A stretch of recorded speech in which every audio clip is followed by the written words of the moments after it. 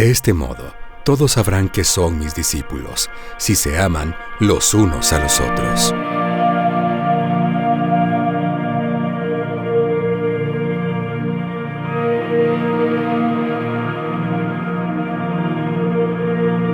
En la ciudad de Guatemala, en la zona 5, está la colonia Viví Bien. Yo tenía 5 años cuando nos pasamos a vivir ahí. Ahí podría yo decir fue mi infancia. Ahí tenía muchos amigos. Uno de los amigos que tuve era aquel que vivía enfrente, un poquito hacia un lado de mi casa, y se llamaba Carlos. A Carlos le decíamos Cash, porque una amiga de su mamá le puso así. En una ocasión le preguntó cómo se llamaba, y él dijo, Cash Unaam. No dijo Carlos Enrique Luna Lam, sino Cash Unaam. Entonces, desde muy chiquitito, Cash.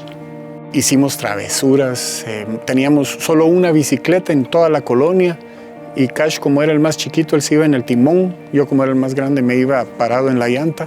Una linda infancia, una muy, muy linda infancia. Más o menos a los 13, 14 años nos separamos un poquito porque él se fue a vivir con su tía, la mamá se fue a Coatepeque. Cuando terminamos la universidad, después de un accidente que yo tuve en donde casi pierdo mi mano, mis papás se divorciaron y empezó a tornarse mi vida un poquito más complicada. Estaba tomando decisiones no muy certeras. Una de esas fue casarme sin estar preparado. Tuve un lindo hijo, luego me divorcié, luego me volví a casar, tuve otro hijo. Tengo 2 hijos hermosos. Por las decisiones que yo había tomado, estaba viviendo solo en mi casa. Yo tuve la linda oportunidad de poder educar a mi hijo, pero él estaba un poco enfermo. Tenía ataques de asma. En esa época, más que todo, yo me recuerdo mucho, y es broma ahora con mi papá, pero yo me acuerdo mucho de que no teníamos dónde cocinar. Y todo lo que nosotros comíamos era hecho en microondas. Entonces me acuerdo que teníamos un plástico, y ahí hacíamos los huevos y los frijolitos y los huevitos, que era lo que nosotros normalmente comíamos. Hubo una ocasión en la que ese ataque fue tan severo que su garganta se hundió. Yo, preocupado, hablé con el doctor y me dijo que hay que hospitalizarlo. Mira cómo haces, y lo hospitalizamos. Mi hijo pasó 3 días en el hospital. Cuando le dieron de alta a mi hijo, me acerqué a las oficinas del hospital y cuando me presentaron la cuenta, me di cuenta que no la podía pagar. En ese momento pasó un médico y escuchó que yo estaba explicando que no lo podía pagar y de él salió a decir, háganle un convenio de pago. Y de esa forma me entregaron a mi hijo y logré sacarlo. Y llegamos a la casa, lo pudimos cuidar muy bien. De repente recibí la llamada de Estuardo Rivera, uno de los amigos del barrio, y me dijo, mira vos, juntémonos. Fíjate que quiero que nos tomemos un café ahí en la zona 10 y va a llegar Cash. Y yo me dio mucha sorpresa porque tenía mucho tiempo de no verlo, de no saber de él, y dije, qué bien. Nos reunimos en la cafetería, estuvimos platicando durante mucho tiempo, riéndonos, recordándonos de tantas cosas lindas que pasamos como amigos. Entonces de repente Cash empezó a hablar de Jesús, de la vida de Jesús, y a mí me empezó a interesar con respecto al amor de él, a la misericordia de Jesús. Y me preguntó si yo quería recibir a Jesús en mi corazón. Yo le dije que sí. En ese momento que escuché yo a mi amigo hablar de Jesús con tanta pasión, empecé a recordar todo lo que yo estaba pasando y me fui de bruces sobre la mesa y me puse a llorar. Yo no le había contado nada a mis amigos de lo que estaba pasando con mi hijo. Pero en ese momento sentí una liberación increíble, empecé a llorar y se me quedaron viendo y me preguntaron qué me había pasado. Entonces empecé a contarles de todo lo que estaba sucediendo en mi vida, lo que había pasado con mi hijo. Después me dijo Cash, mira, Jesús puso en mi corazón que yo te pueda pagar la deuda que tenés en el hospital.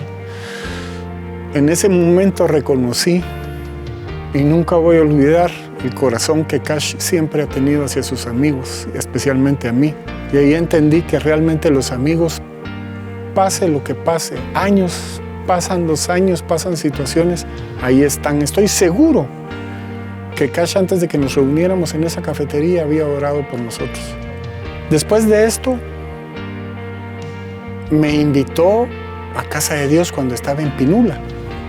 Yo llegué con una amiga, escuché las prédicas y poco a poco me fui integrando más y me fue gustando más lo que era Casa de Dios.